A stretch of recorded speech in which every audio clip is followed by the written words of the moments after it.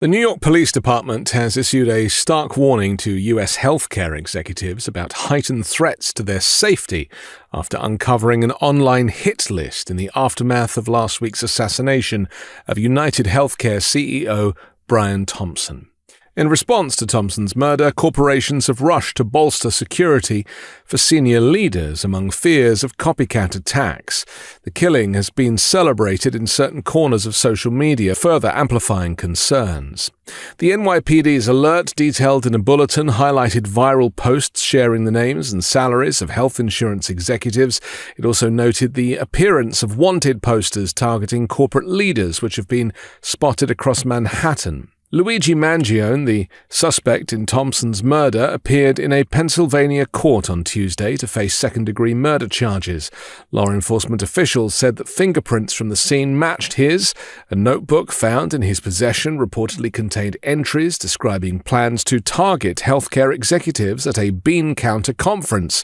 One excerpt read, "What do? You whack the CEO at an annual parasitic bean counter convention. It's targeted, precise, and doesn't risk innocence."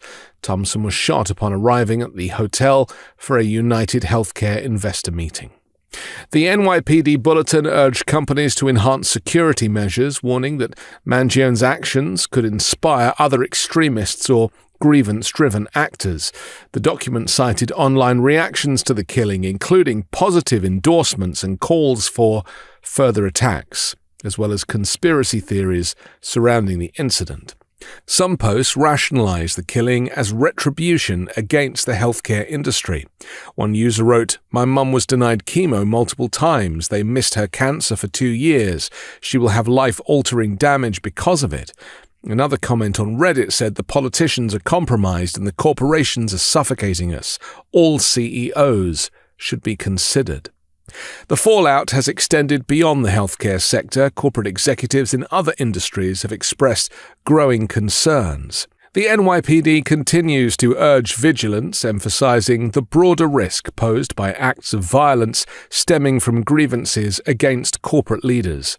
2 years before Brian Thompson was fatally shot in New York, a LinkedIn post he shared as a health insurance executive drew a wave of angry and anguished responses.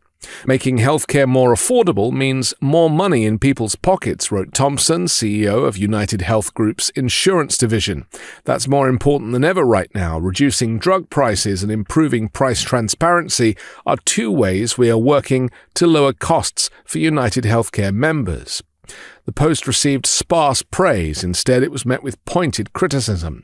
"I'm curious, money in whose pockets?" asked one user. "It seems members are not the primary recipients when the ratio of CEO to median employee pay is 30-1, and revenue increases over 10% in a year." Another commenter recounted how her 86-year-old mother's healthcare plan was terminated without notice. One particularly scathing reply came from a woman battling stage 4 cancer.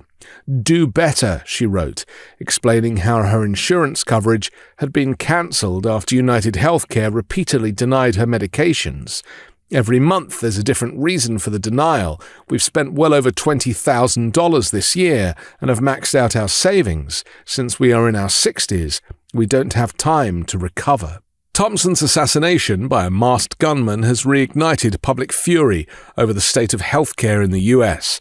Sympathy for the executive has been scarce as nurses and patients flood social media with horror stories about dealing with insurers. Thompson was likely targeted because of his role in the health insurance industry. Thompson's estranged wife, speaking to reporters, revealed that he'd previously faced threats possibly related to healthcare coverage. The U.S. healthcare system has long faced public scrutiny. In April, Senator Bernie Sanders described it as a system designed to make huge profits for insurance companies and drug companies rather than to provide affordable healthcare. He called the system totally broken. While insurers argue that rising medical costs, not profit motives, are to blame, discontent continues to grow. Approximately 85 million Americans are either uninsured or underinsured. Health insurance costs now account for a significant portion of household income, with family plans offered through employers averaging $25,572 annually, up 7% from the previous year. For many, insurance coverage feels like a financial burden rather than a safety net. Research by the Commonwealth Fund found that more than 40% of working-age adults were billed or charged co-payments for services they believed their insurance would cover. Denied claims have also fueled resentment.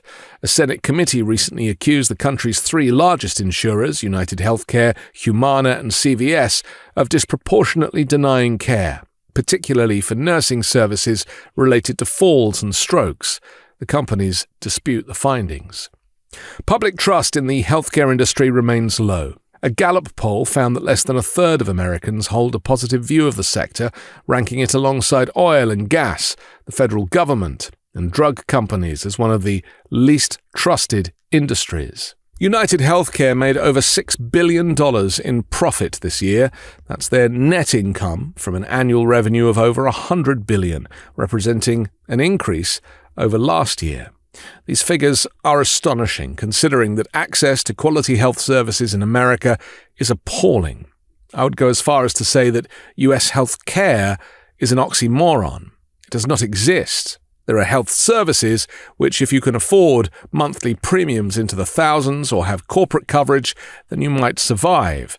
This is an all too familiar story in America and aligns us with some third world countries in terms of access to health. Despite this, healthcare is one of the most profitable sectors in corporate America, worth almost $5 trillion every year. The scam, as we know, are the inflated rate card prices that healthcare providers charge and the vast sums paid out by the insurance companies. As frustration mounts, Thompson's death has become a flashpoint, highlighting not only the risks faced by corporate executives, but also the deep dissatisfaction of many Americans with the U.S. healthcare system. I'm Anthony Davis. You can find me on the 5 Minute News YouTube channel and podcast, on Wednesdays co-hosting Uncovered, and on Sunday on The Weekend Show with MeidasTouch. Love this video? Make sure you stay up to date on the latest breaking news and all things Meidas by signing up to the MeidasTouch newsletter at MeidasTouch.com/newsletter.